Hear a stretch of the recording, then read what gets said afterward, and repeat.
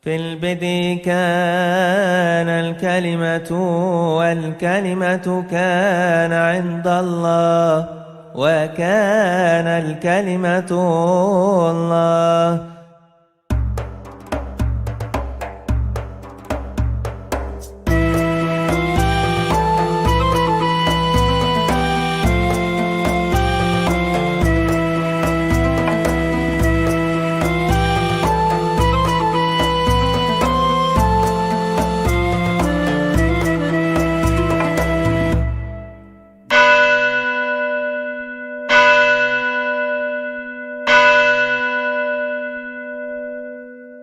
Kota Laodikia itu adalah kota yang termasuk dari 7 jemaat yang dikisahkan dalam kitab Wahyu. 7 jemaat yang dikisahkan dalam kitab Wahyu itu adalah merupakan hasil penginjilan dari Rasul Yohanes. Jadi Rasul Yohanes itu salah seorang dari murid Yesus dari antara yang 12 rasul yang pernah dibuang ke pulau Patmos pada masa pemerintahan Kaisar Trajanus yang memaksakan orang-orang Kristen untuk menyembah Kaisar dan menyebutnya Kaisar sebagai Tuhan dan Allah, Tuhan dan sembahan, Dominus et Deus. Itulah sebabnya maka Rasul Yohanes dalam penganiayaan itu meneguhkan jemaatnya agar di tengah-tengah situasi penganiayaan yang sangat-sangat berat itu jemaat bisa bertahan.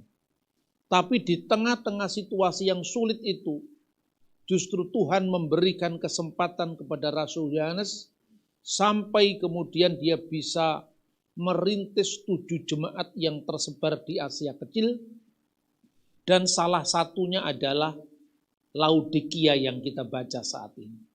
Kota Laodikia itu sekarang dikenal dengan kota yang terletak di Turki sekarang ya, Turki modern sekarang, namanya Provinsi Denizli.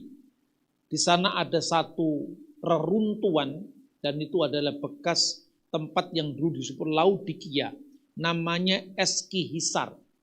Tempat itulah yang dikenal dengan Laodikia Purba. Nah, kota ini saudara-saudara terletak di lembah Sungai Likus. Nah, karena posisinya yang sangat strategis ya, terletak di sebuah lembah Sungai Likus dan berada di jalur antara Efesus. Efesus itu adalah pusat kota besar setelah Roma saat itu, antara Efesus ke arah timur dan ke arah Syria. Nah, di sepanjang sungai yang namanya sungai di lembah Likus itu, ada jalur yang sangat strategis untuk bisnis. Nah, sungai itu namanya sungai Meander. Nah, karena posisinya sangat strategis tadi, maka kota Laodikia itu di antara 7 jemaat dalam kitab Wahyu itu kota yang dikenal paling kaya. Nah, kota yang kaya ini sebetulnya menghasilkan 3 ciri khas yang menjadi penanda bahwa kota Laodikia itu berbeda dengan kota-kota lain karena kekayaannya tadi. Maka disimbolkan kekayaan itu adalah emas dan perak. Kemudian kenapa dia menjadi kaya? Karena waktu itu dia memiliki produksi yang namanya celak mata. Nah, produksi celak mata itu produksi yang sangat terkenal di dunia kuno saat itu. Yang kedua, dia memiliki produksi wol dan kain linen yang terkenal. Yang dikenal dengan kain linen Laodikia atau juga terkenal dengan produksi wol Laodikia. 3 inilah yang menjadi ciri khas kekayaannya yang disimbolkan dengan emas dan perak, dan kemudian produksi wol dan linen, dan yang terakhir adalah produksi celak mata. Nah, itulah yang kemudian disindir oleh Kristus melalui penampakan yang diberikannya kepada rasulnya Jemaat itu masing-masing punya problem. Ada problem yang mereka ini meninggalkan kasih mula-mula. Ada problem di mana jemaat itu seperti Laodikia itu kaya raya, tidak kekurangan sesuatu apapun, dan karena kekayaannya itu merasa kaya dan tidak kekurangan apa-apa. Sampai-sampai dia lupa untuk memahami, untuk menyadari dari mana sumber kekayaan itu. Maka kemudian teguran Tuhan di sini sangat keras sekali, saudara-saudara. Kamu tidak panas dan tidak dingin, tetapi kamu hanya suam-suam kuku. Tuhan mengendaki engkau harusnya panas sekalian atau dingin sekalian. Tapi yang terjadi engkau itu suam-suam kuku. Karena itu aku akan memuntahkan engkau dari mulutku. Ini teguran yang sangat keras.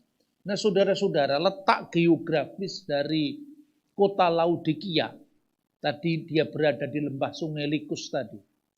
Itu kira-kira 6 mil, jadi kan letaknya itu di lembah sungai. Di atas kotanya itu ada air panas, belerang. Itu kira-kira disalurkan lewat saluran-saluran air di bawah tanah itu sampai di lembah sungai Likus, di mana berdiri kota Laodikia itu. Sejauh 6 mil turun dari atas ke bawah, maka air panas itu sampai ke bawah karena sampai 6 mil itu menjadi suam-suam kuku. Jadi tidak panas dan tidak dingin. Tuhan menyindir itu seperti kotamu sendiri. Memperoleh air panas itu dari atas sampai ke lembahmu yang subur itu. Tapi tinggal karena begitu panjang salurannya, 6 mil tadi, maka tinggal suam-suam kuku. Seolah-olah Kristus menyindir, suasana kotamu seperti suasana imanmu. Warisan heritage-mu itu yang kaya raya di masa lampau dan sampai sekarang pun masih kaya, dan kau membanggakan kekayaan itu sampai engkau lupa pada sumbermu. Itulah sebabnya yang melatar belakangi Kristus mengatakan, inilah firman dari Amin, saksi yang setia dan benar, permulaan dari ciptaan Allah. Inilah firman dari Amin, tade legi hu amen, bahasa aslinya. Jadi hu amen, sang Amin, itu adalah gelar dari Kristus sendiri. Kemudian saksi yang setia dan benar. Sang Amin tadi kenapa Yesus disebut Sang Amin? Amin itu adalah gelarnya Allah sendiri dalam kitab Perjanjian Lama. Coba kita baca di dalam Yesaya pasal 65. Kitab Nabi Yesaya pasal 65. Di manakah Allah itu disebut sebagai Elohe Amen dalam bahasa aslinya, bahasa Ibrani. Di sini dikatakan, sehingga orang yang hendak mendapatkan berkat di negeri akan memohon berkat demi Allah yang setia, dan orang yang hendak bersumpah di negeri akan bersumpah demi Allah yang setia, sebab kesesakan-kesesakan yang dahulu sudah terlupa dan sudah tersembunyi dari mataku. Nah, ungkapan Allah yang setia itu dalam bahasa Ibraninya Elohe Amin. Jadi Amin itu adalah gelar dari Allah sendiri. Maka dikatakan apabila hendak mendapatkan berkat, ya, hendaklah berkat itu berasal dari Allah yang setia. Di negeri yang akan memohonkan berkat demi Elohe Amin, demi Allah yang setia. Di sini ada kata berkat, ya. Asher, mitbarek, ba'aret, yitbarek, bilohe amin. Dan apabila mereka ingin mendapatkan berkat di negeri itu, mereka akan mendapatkan berkat itu dari Allah yang setia. Allah Sang Amin. Jadi dari mana sumber berkat manusia itu? Dari Sang Amin.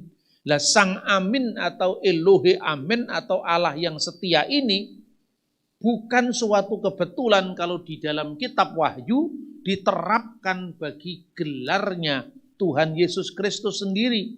Karena itu ini bukan sebuah kebetulan, saudara-saudara, karena di sini Kristus sebagai Sang Amin itu adalah Allah sendiri.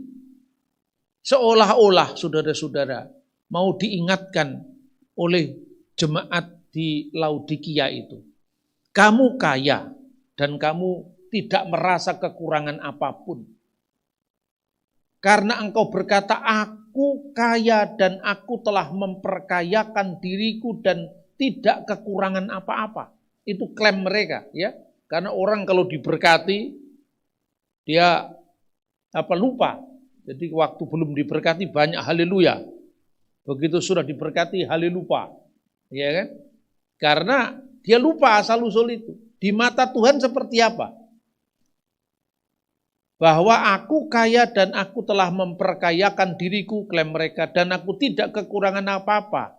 Dan karena engkau tidak tahu, kata Tuhan, bahwa engkau melarat, malang, miskin, buta, dan telanjang. Jadi apa yang mereka klaim kaya dan tidak kekurangan itu, di mata Tuhan engkau melarat, malang, miskin, buta, dan telanjang. Tuhan lalu menasihatkan engkau supaya engkau membeli daripadaku emas yang telah dimurnikan dalam api agar engkau menjadi kaya. Maka bukan harta dunia, bukan emas perak dunia itu, tapi emas yang dimurnikan dalam api, yaitu imanmu yang harus diuji. Bukan berhenti pada kekayaan fisik. Banyak di negara-negara kaya, negara-negara kaya yang sistem politiknya sudah bagus, sistem ekonominya sudah rata, lapangan kerja dibuka di mana-mana. Anda lihat bagaimana gereja. Gereja malah mati. Gereja-gereja asli di sini tidak bertumbuh. Tinggal menunggu waktu. Orangnya sudah tua-tua. Sebentar lagi sudah lewat, ya kan? Tapi lihat bagaimana orang-orang Asia di sini. Orang-orang India, orang-orang Korea, orang-orang Indonesia. Mereka imannya justru bertumbuh karena mereka sedang berjuang. Tapi ketika kita mengalami kemapanan, kita lupa Tuhan. Itulah yang terjadi pada jemaat di Laodikia. Kemudian Tuhan menyarankan, kamu seharusnya menguji kekayaanmu itu, dimurnikan dalam api. Itu apa? Menyadari sumber kekayaan yang kita peroleh itu asalnya dari Tuhan. Lalu menasihatkan engkau supaya engkau membeli daripadaku emas yang dimurnikan dari api agar engkau menjadi kaya. Yang kedua, dan juga pakaian putih supaya engkau memakainya agar jangan kelihatan ketelanjanganmu yang memalukan. Jadi kamu punya pabrik wol. Kamu punya produksi wol yang sangat terkenal di dunia kuno saat itu, di abad pertama.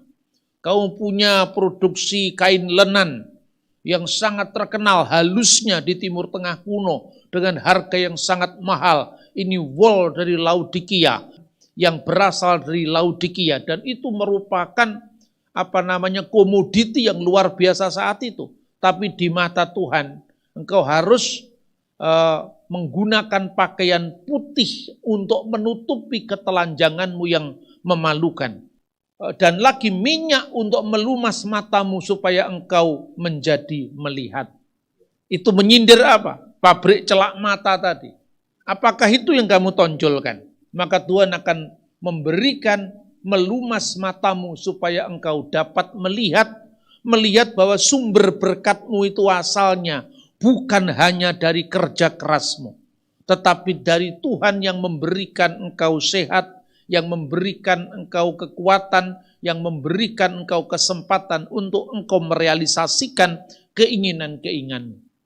Nah, tiga ini sesuatu hal yang sangat ditonjolkan, kekayaan karena memiliki banyak fasilitas, ya, pabrik linen, wol, dan kemudian pelumas mata. Tapi di mata Tuhan jangan bangga dengan semua itu. Tapi hendaklah engkau menyadari sumber berkatmu. Sehingga bukan emas perak harta dunia, tapi emas yang dimurnikan dengan api. Yaitu apa? Iman yang teguh, iman yang kuat.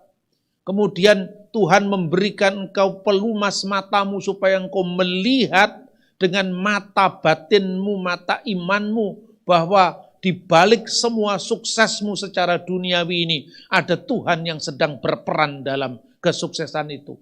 Dan yang ketiga, Tuhan memberikan engkau kain putih, artinya apa? Kepolosan, ketulusan.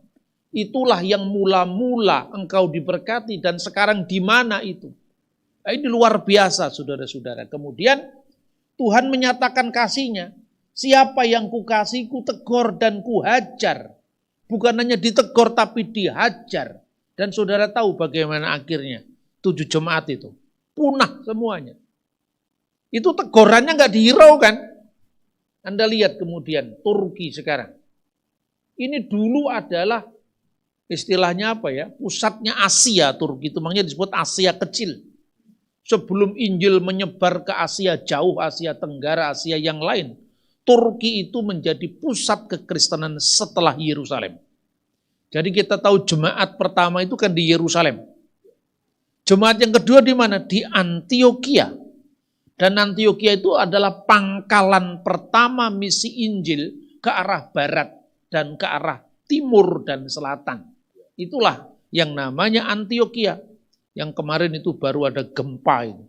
Tahun lalu atau beberapa bulan lalu ya. Antioquia. Nah dari Antioquia itu kemudian menyebar misi sampai seperti yang dikerjakan Rasul Yohanes itu. Di 7 jemaat itu. Terus kemudian ke Korintus, sampai ke Roma. Nah itulah kira-kira jemaat kuno.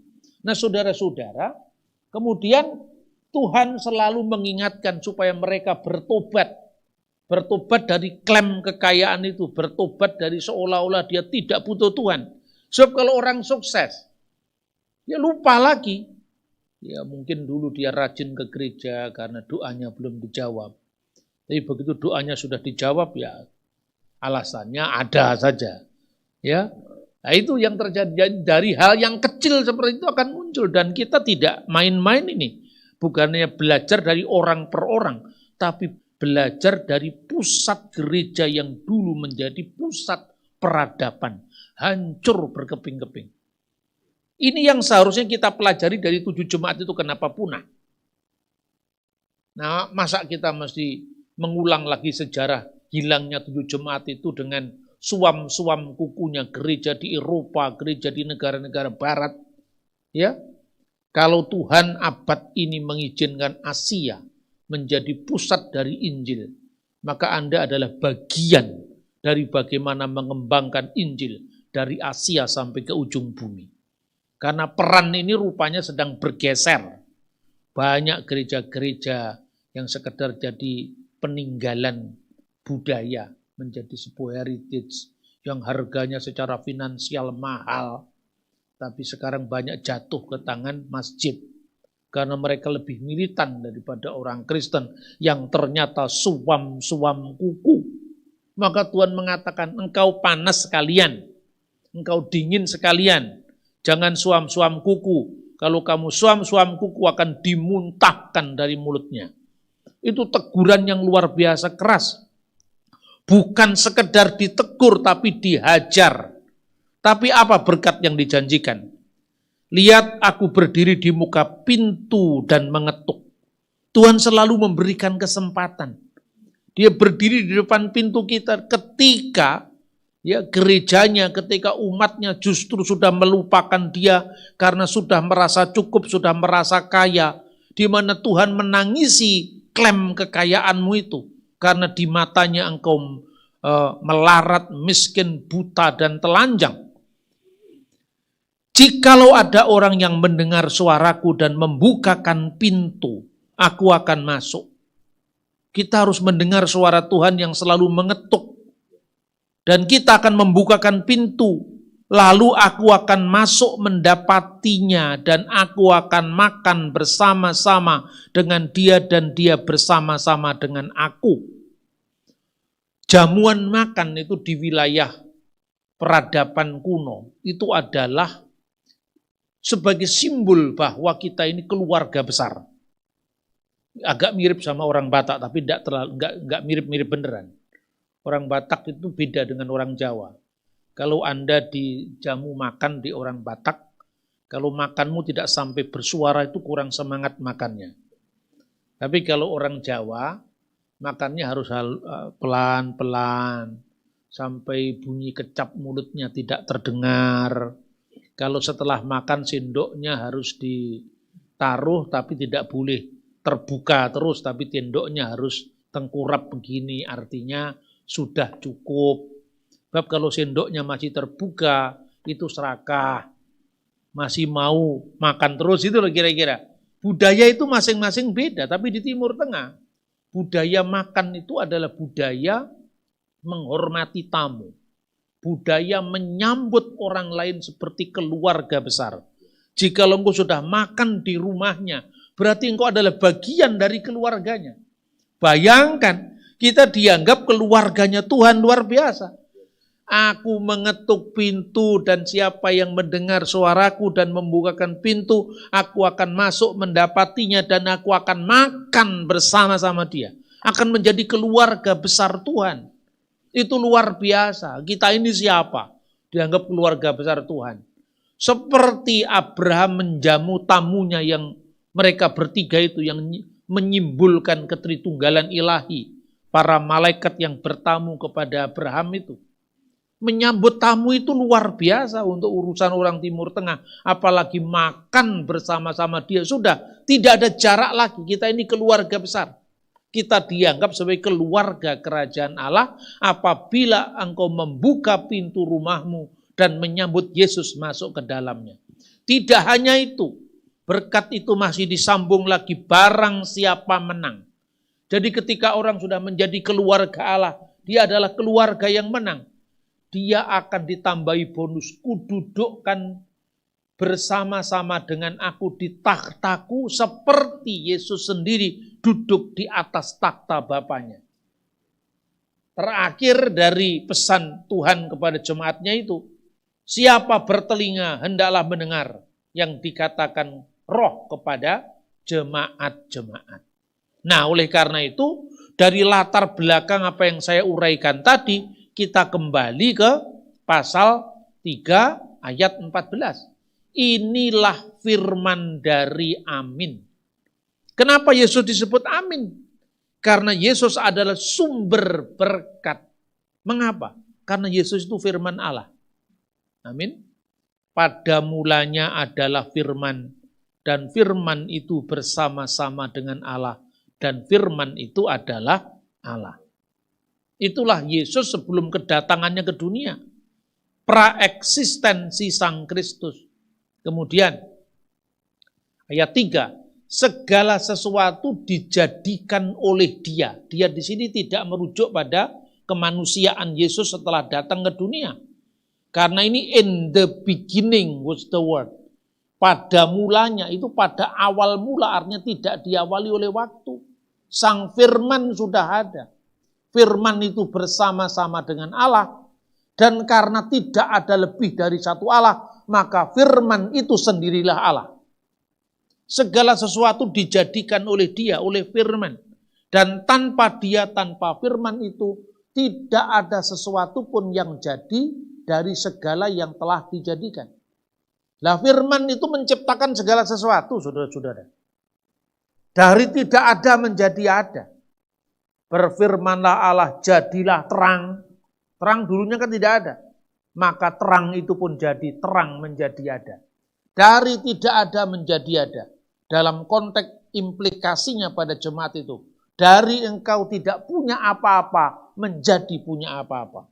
Dari engkau tidak memiliki sesuatu apapun yang bisa dibanggakan, sekarang kamu bangga mengatakan aku kaya dan aku tidak kekurangan apa-apa.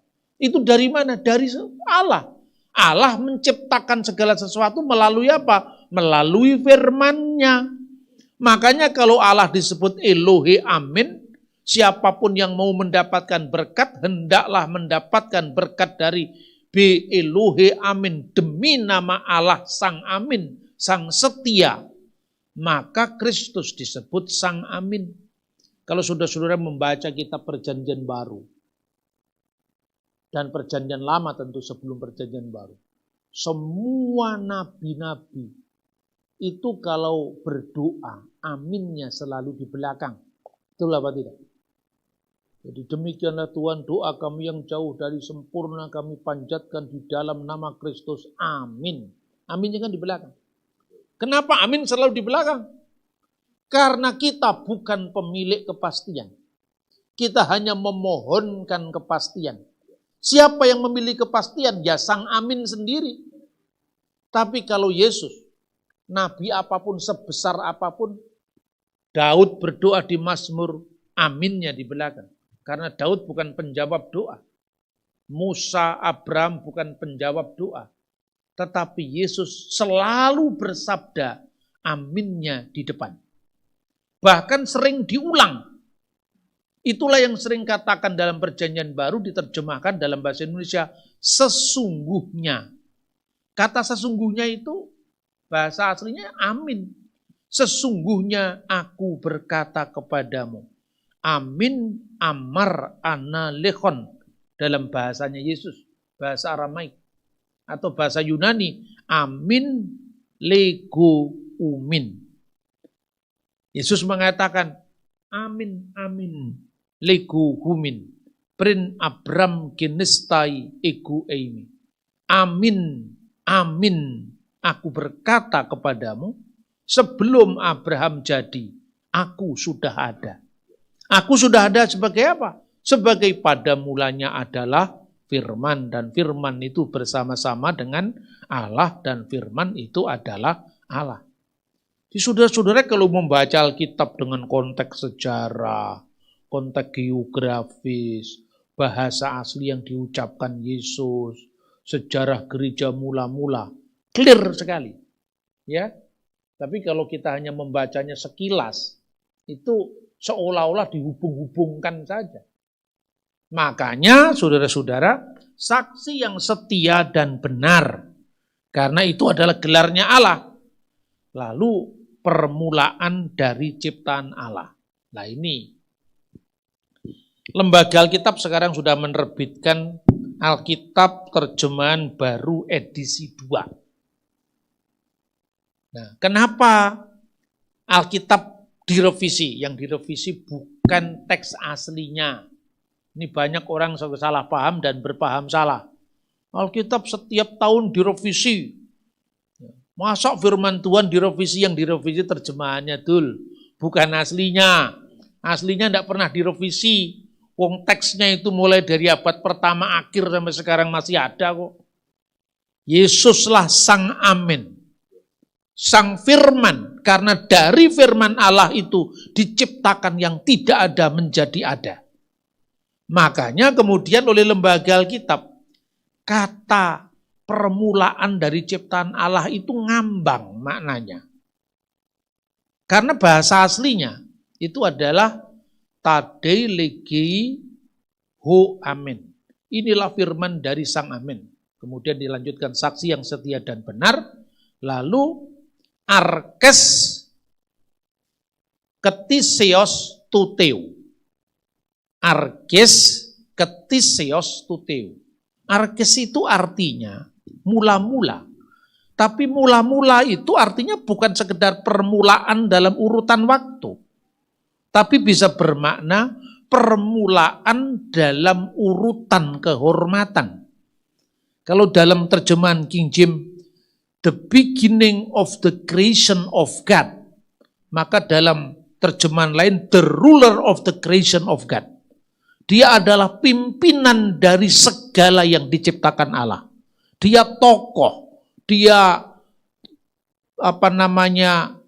ketua, dia adalah kepala dari segala ciptaan Allah. Maka kata arkes itu artinya juga bisa berarti yang mula-mula dalam urutan kehormatan. Contohnya, art angelos, arke angelos. Bukan malaikat mula-mula, bukan. Tapi malaikat penghulu, artinya ketua para malaikat. Mikael misalnya. ketua dari para malaikat, malaikat penghulu, bukan malaikat mula-mula.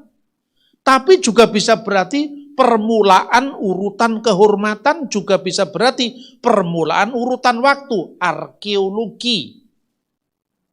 Arkeologi itu apa? Ilmu tentang purbakala, ilmu tentang zaman mula-mula, arkeologi. Tapi pemimpin gereja-gereja kuno, gereja ortodok itu yang tertinggi namanya patriark. Pater, bapak, arki, artinya permulaan, bukan bapak mula-mula, ya toh? Tapi bapak yang mula-mula dihormati, yang menerima urutan kehormatan pertama, itu artinya. Contohnya, pemimpin sidang dalam sebuah gereja kuno mau memilih pemimpin. Kalau di gereja ortodok dipilihnya dengan membuang undi. Kayak kisah para rasul itu. Tidak voting kayak gereja Protestan kemudian bertengkar dalam sidang pukul meja, bukan itu. Kalau di gereja kuno diundi, nama-namanya muncul di situ, itu muncul dari dewan para episkop dan muncul di situ anak yang paling kecil yang tidak punya pamrih apa-apa itu, makanya anak ini yang simbol. Biarlah anak-anak itu datang kepadaku karena dia akan membeli kerajaan Allah. Di kopiok begitu suruh ngambil. Setelah diambil namanya ini muncul lah. Yang milih para dewan episkop tadi ada yang usianya 60 tahun, ada yang usianya 70 tahun, ada yang usianya 55 tahun lah. Yang terpilih usianya 45 tahun. Tapi yang disebut patriark bukan yang umur 70 tahun.